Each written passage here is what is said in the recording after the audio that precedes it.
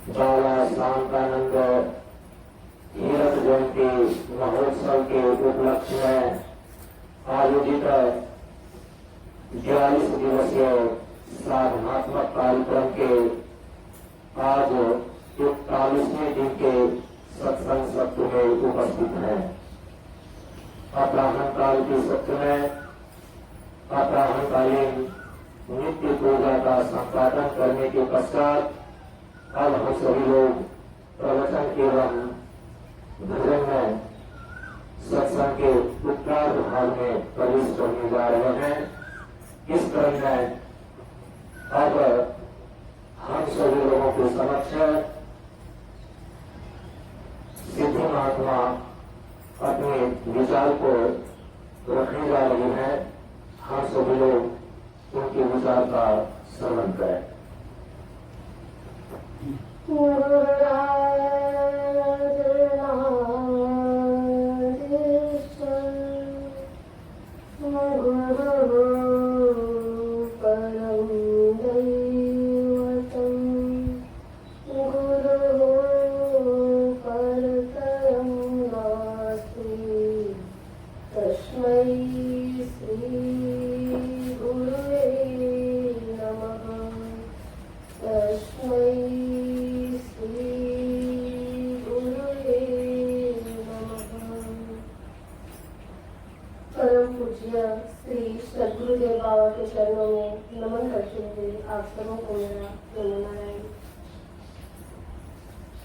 हम सभी लोग पिछले कई दिनों से गुरुदेव के मुख से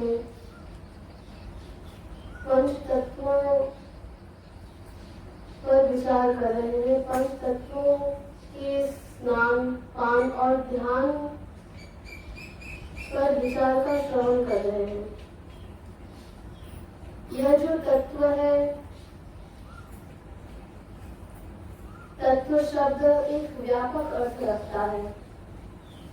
शास्त्रों में तत्वों को लेकर 4 प्रकार के निर्देश दिए गए हैं।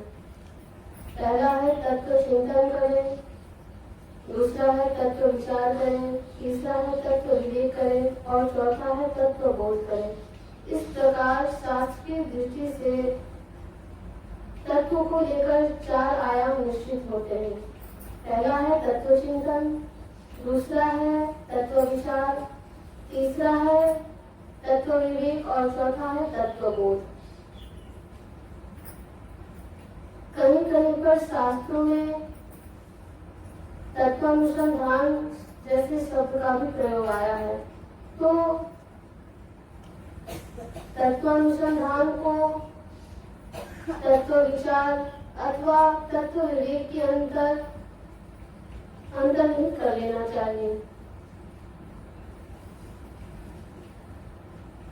क्योंकि तत्व विचार और तत्व विवेक के द्वारा हम तत्वानुसंधान ही करते हैं। इन चारों आयामों में जो चतुर्थ आयाम है तत्वबोध, यह साध्य रूप है, अर्थात यह लक्ष्य रूप है। और शेष जो 3 आयाम है वह साधन रूप है, अर्थात साध्य को अर्थात लक्ष्य को प्राप्त कराने में यह जो तीनों आयाम है वह सहयोगी के रूप में काम करते हैं। तत्व बोध रूप सिद्धि के द्वारा तत्व चिंतन, तत्व विवेक, तत्व विचार रूप साध्य के प्रयोग की प्रक्रिया ही तत्व साधना कहलाती है। शास्त्रों में तत्व को लेकर रूप चतुष्टय का वर्णन है, अर्थात तत्व के 4 रूप होते हैं। पहला है स्थूल रूप, दूसरा है सूक्ष्म रूप, तीसरा है कारण रूप और चौथा है मौलिक स्वरूप अर्थात वास्तविक स्वरूप। तो तत्व का जो स्थूल रूप है वह है स्थूल पंच महाभूत अर्थात पंचीकृत पंच महाभूत। तत्वों का जो सूक्ष्म रूप है वह है सूक्ष्म पंच महाभूत अर्थात अपंचीकृत पंच महाभूत। तत्वों का जो कारण रूप है, कारण रूप कहने का अर्थ है कि पांचों तत्व का कारण कौन है, ये पांचों तत्व किससे उत्पन्न हुआ है। तो पांचों तत्वों का जो कारण है वह है त्रिगुणात्मिका मूल प्रकृति। इस त्रिगुणात्मिका मूल प्रकृति से ही पंच तत्वों की उत्पत्ति हुई है, इसीलिए यह कारण रूपा है।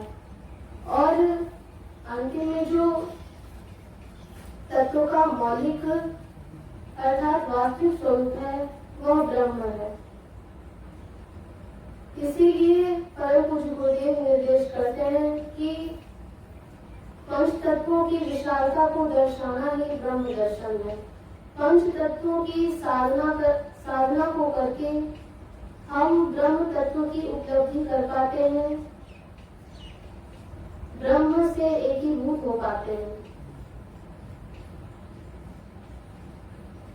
योग दर्शन में इसी को चित्त वृत्ति निरोध कहा गया है। योग दर्शन के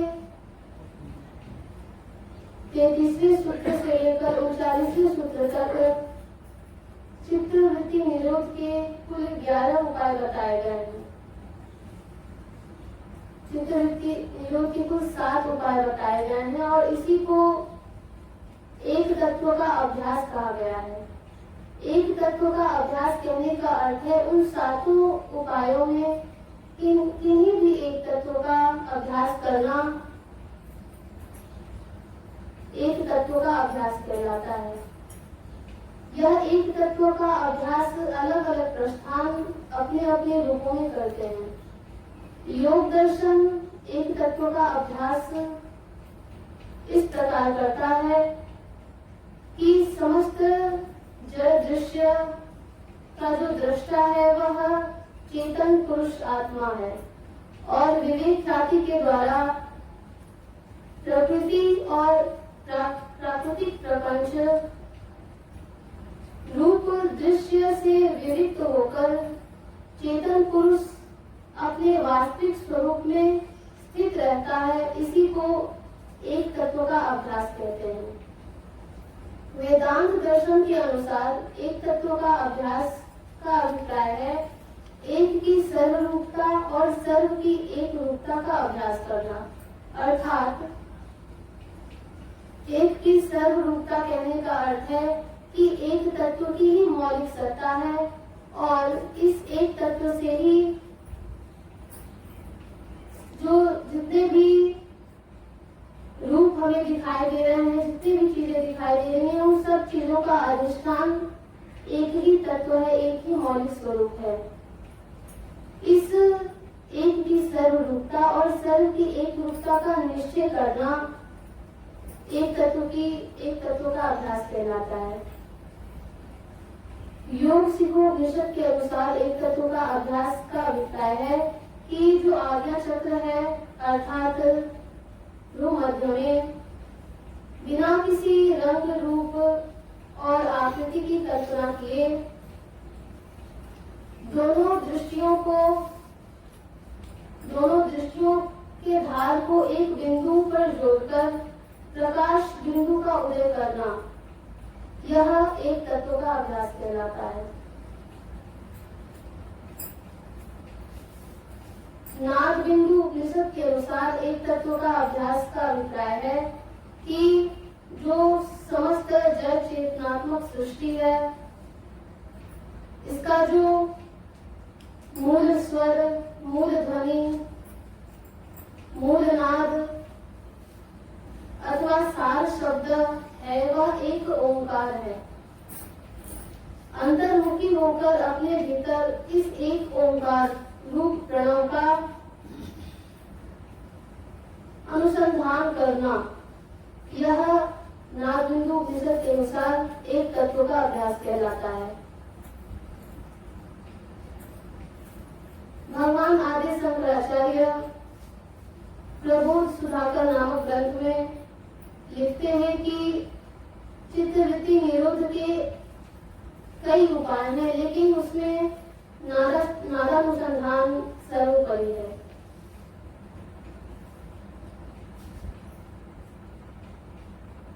इसके बाद जो भैरव तंत्र है, जो भगवान शिव के द्वारा रचित है, इस भैरव तंत्र में भगवान शिव एक तत्व के अभ्यास को लेकर कहते हैं कि जो हम श्वास और प्रश्वास की क्रिया करते हैं, श्वास अर्थात जो हवा हम अपने अंदर लेते हैं और फिर उसे बाहर छोड़ते हैं तो उसे प्रश्वास कहते हैं। तो यह जो हवा है और जहां से होकर लौटती है उस बिंदु को विराम बिंदु अथवा विश्राम बिंदु कहते हैं। तो श्वास प्रश्वास के अंतराल के बीच जो विराम बिंदु है वह क्रिया शून्यता की स्थिति है। दो किनारों के अंतराल के बीच का जो विश्राम बिंदु है वह विचार शून्यता की स्थिति है। और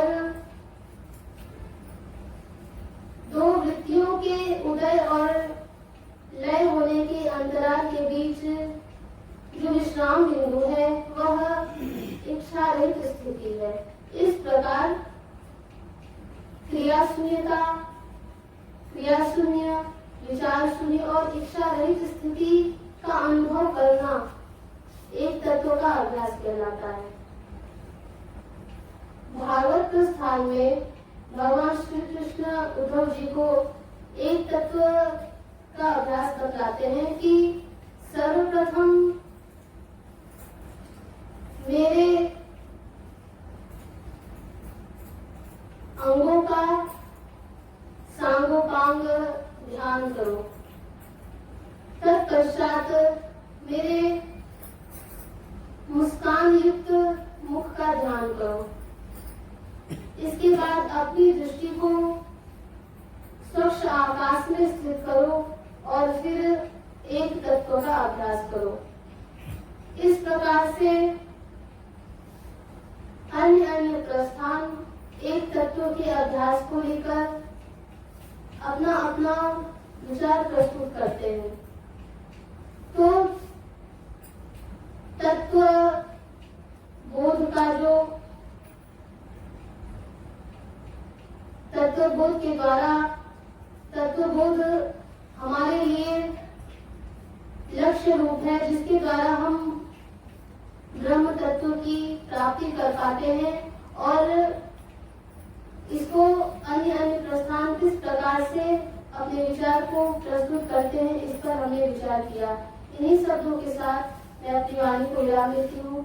श्री सद्गुरुदेव बाबा के चरणों में नमन करते हुए आप सबों को मेरा धन्यवाद। हम सब लोगों ने सिद्धि दीदी के द्वारा योग के कुछ रहस्यमय बिंदु का श्रवण किया। अब हम सभी लोगों के समक्ष ब्रह्मचारिणी पूनम दीदी अपने विचारों को कुछ देर के लिए रखने जा रही हैं। हम सभी लोग उनके विचारों का श्रवण करें। ब्रह्मचारिणी पूनम देवी।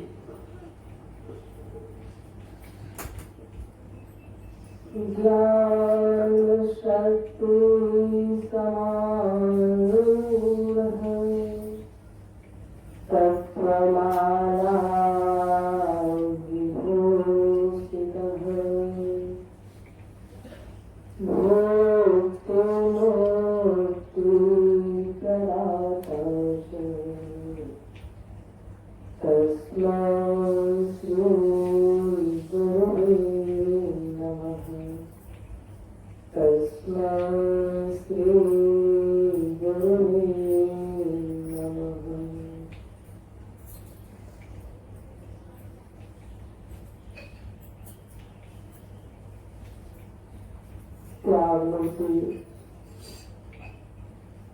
तत्वनिष्ठ तत्वदर्शी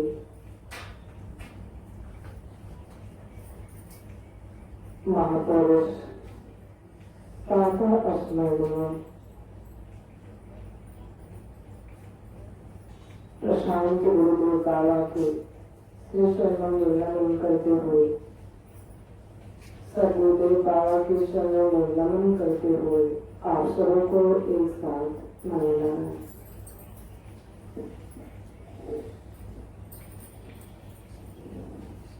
हम सभी लोग यह 75वीं हीरक जयंती महोत्सव के उपलक्ष्य में आयोजित 42 दिवसीय साधनात्मक सत्संग कार्यक्रम में अभी उपस्थित है।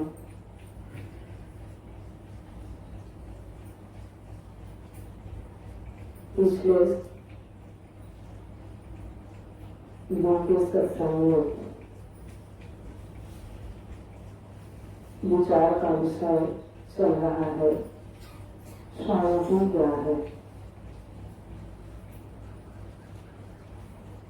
परम पूज्य प्रशांत गुरुदेव बाबा उद्देश्य में निर्देशित करते हैं कि चेतना की समानता को शांति कहते हैं। जब हमारी चेतना का मृदु और कठोर भाव होता है तब हमारी चेतना में समानता नहीं होती। अर्थात चेतना जब भावावेश और भावुकता से रहित होती है तब हमारी चेतना में समानता होती है। यह शांति का प्रारंभिक स्थिति है। हम सब लोग परम पूज्य गुरुदेव बाबा के कंठ सत्संग में उनके मुखारविंद से श्रवण किया कि शांति का परिणाम शांति किसे कहते हैं। अर्थात जो किसी भी समय कभी भी जिसमें परिवर्तन न देखा जाए, जिसमें परिवर्तन न होता हो, वह कौन सा ऐसा तत्व है। वह केवल और केवल एक ब्रह्म तत्व है जिसमें परिवर्तन नहीं होता है। उसमें स्थिति हो जाना अर्थात ब्रह्म को प्राप्त कर लेना, आपकी अपने स्वयं में स्थिति हो जाना, यह शांति का अंतिम परिणाम है। इस प्रकार से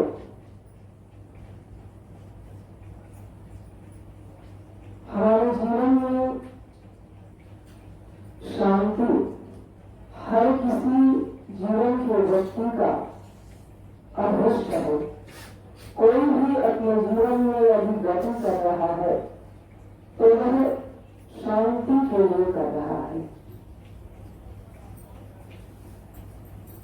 कोई भी व्यक्ति 24 घंटा अशांत नहीं रह सकता लेकिन शांत रह सकता है। इससे यह सिद्ध होता है कि हमारा जो मूल स्वभाव है वह शांत स्वरूप है और शांत स्थिर नित्य कोटस्थ तत्व एक सिर्फ ब्रह्म तत्व है। अर्थात उसी ब्रह्म तत्व का जो समष्टि स्तर पर ब्रह्म तत्व है वही वृष्टि स्तर पर इस शरीर में आत्म स्वरूप आत्मा के रूप में सभी को प्राप्त है। परम पूज्य प्रशांत गुरुदेव बाबा शांति को लेकर के अपने उद्देश्य में निर्देशित करते हैं।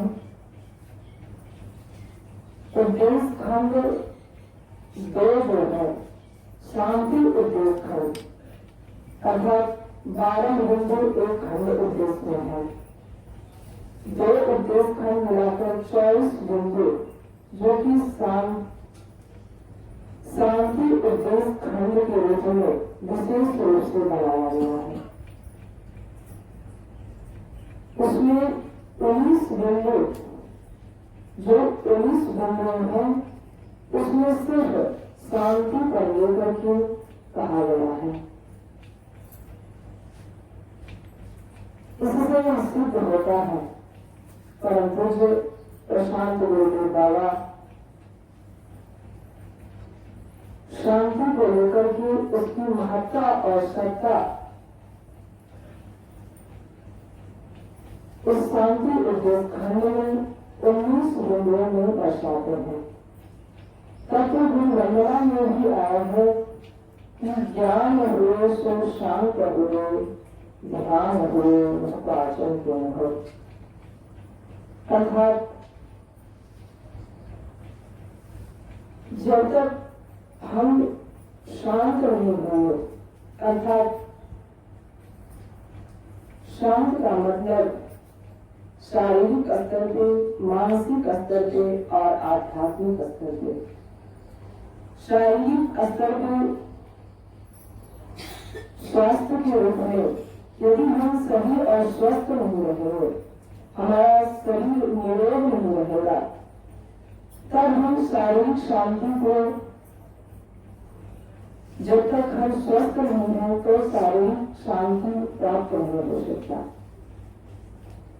दूसरा है मानसिक शांति, अर्थात हमारी मन में जो भोग की वृत्तियां हैं वह उत्पन्न होती रहती है। बहुत सारी वृत्तियां हमारे भीतर चलती रहती है, लेकिन जब तक जो वृत्तियां हमारे लिए हमारे स्वरूप की ओर मानी जाए, उन सारी वृत्तियों को हम यदि अंतर्मुखी नहीं होंगे, तब तक वह हमें हमारे अपने स्वरूप की ओर नहीं जाने देती है। और तीसरा है आध्यात्मिक। आध्यात्मिक अर्थात स्वर्ग की अनुभूति। हमारे दिल में स्वर्ग का भय बना रहता है, हम शोकापूर्ण रहते हैं। इससे अनुभूति पाने के लिए परम पूज्य गुरुदेव द्वारा यह तीनों प्रकार से यदि हम स्वस्थ होंगे तभी हम शांति को प्राप्त कर पाएंगे।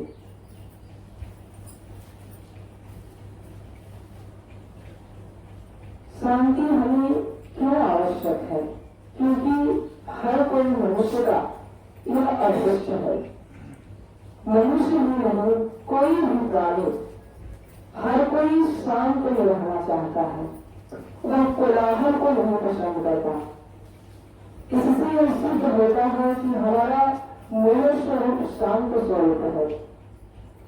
और जब तक हम अपने चित्त वृत्तियों को शांत नहीं करेंगे, तब तक हमारा जो स्वरूप है, हम सत्वगुण को जब तक धारण नहीं करेंगे, तब तक हम अपने स्वरूप की ओर गति कर पाने में समर्थ नहीं होते।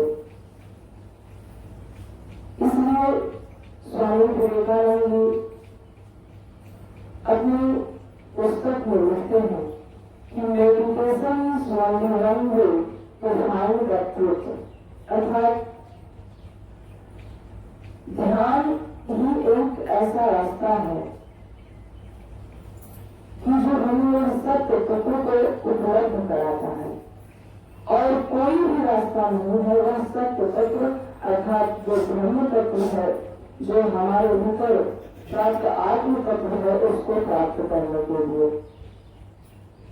इसलिए परम पूज्य गुरुदेव बाबा भक्तत्व वंदना में निर्देश करते हैं कि हमारी जीवन धाराएं चले साधन संयम योग से।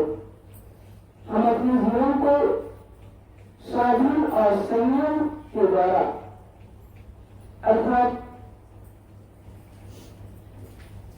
योग के जो अष्टांग योग है, हम उस योग दर्शन के अनुसार अष्टांग योग को कर करके हम उन चित्त वृत्तियों को शांत कर सकते हैं। अर्थात शारीरिक और मानसिक और आध्यात्मिक इन तीनों से इससे जो इसमें रोग लगा है, इन तीनों में रोग रहित होकर हम शांति को प्राप्त कर पाने में समर्थ हो सकेंगे। इसलिए जो दैहिक कार्य और भौतिक कार्य, इन तीनों कार्य से यह कृतार्थ शांति को प्राप्त करने के लिए परम पूज्य गुरुदेव बाबा उद्देश्य में निर्देशित करते हैं कि यह जो कृतार्थ शांति है, हर कोई मनुष्य के जीवन में यह तीनों प्रकार की जो ताप है, इससे जब वह शांत हो जाता है, इससे वह इस ताप से जब वह निवृत्त हो जाता है, तब वह शांति को प्राप्त कर लेता है। पहला है दैहिक ताप अर्थात रोग से निवृत्ति। इसके लिए निर्देश में निर्देशित करते हैं कि पंच तत्वों का समुचित प्रयोग और सभी इंद्रियों का संतुलित उपयोग स्वास्थ्य और शांति प्रदान करता है। इस सूत्र पे हम सभी लोग परम पूज्य गुरुदेव बाबा से लगातार इस 42 दिवसीय कार्यक्रम में बहुत गूढ़ रूप से इसका श्रवण हम सब लोग कर रहे हैं। इसके लिए कहा गया कि सात्विक भोजन, शुद्ध हवा, आसन और व्यायाम ही स्वास्थ्य है। जब तक तुम इन सारे सूत्रों को पालन अपने जीवन में नहीं करोगे, तब तक यह जो दैहिक ताप है, देह में जो रोग लगा है, स्थूल रूप से इससे निवृत्ति होगी। तब हम उस शांति को प्राप्त करने में पहला सोपान पार करेंगे। दूसरा है भौतिक ताप अर्थात भोग से निवृत्ति। भोग से निवृत्ति को प्राप्त करने के लिए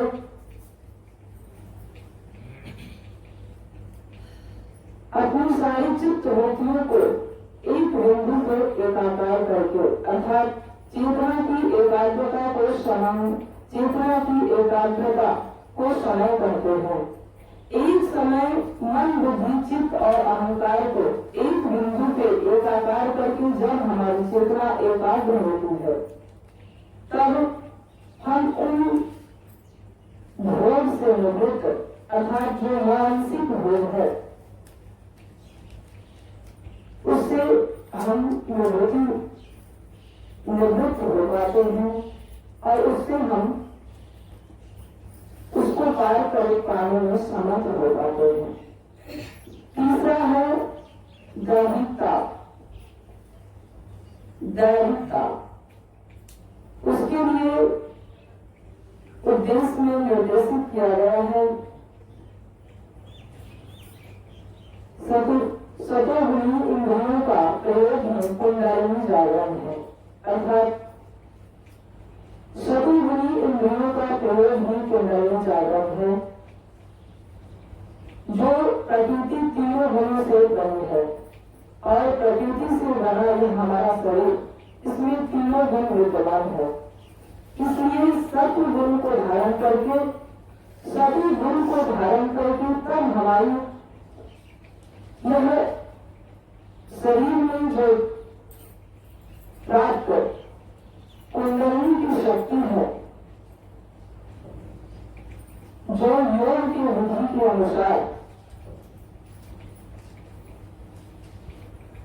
गुरु के मार्गदर्शन में कर करके इसे सारी आध्यात्मिक अनुभूतियों को प्राप्त करते हुए तब हमारा इस शोक से जो निवृत्त हो पाते हैं। इसमें परम पूज्य गुरुदेव बाबा हम सभी लोग को इस 42 दिवसीय सत्संग साधनात्मक सत्संग कार्यक्रम में इस गर्मी साधना में हम सभी लोगों को कुंडलिनी साधना का जो साधना कैसे किया जाता है हम सभी लोग को बताया गया है और इसको कर करके कुंडलिनी साधना को करके मानव नर से नारायण बन सकता है, बनने से विष्णु, लघु से ग्रहों की ओर अर्थात जो सबका अधिष्ठान ब्रह्म है, जो नित्य पूर्वक शांत है, उसको प्राप्त कर सकता है। इस प्रकार से हमारे जीवन में शांति को प्राप्त करने के लिए इन सारे सूत्रों को परम पूज्य गुरुदेव द्वारा जो निर्देशित किए हैं, इन सबों को अपने जीवन में उतार करके करना है और फिर इस आत्मा की अपने स्वरूप की ओर चल करके अपने इंद्रियों को अंतर्मुखी करके, अंतर्मुखी आनंद है और आनंद जो है वह तृप्ति का सूचक है और तृप्ति शांति का बोधक है। इस प्रकार से शांति हमारे जीवन में एक अदृश्य है और शांति मूल रूप से उसी को प्राप्त हो सकता है जो कि इन सारे सूत्रों को अपने जीवन में पालन करता हो। इन शब्दों के साथ अपनी वाणी को यहीं पर विराम देते हैं। श्री सद्गुरुदेव बाबा के सामने में नमन करते हुए आप सभी को एक साथ नमो नारायण। थोड़ा सा संकीर्तन हो जाएगा। गुरु महिमा महिमा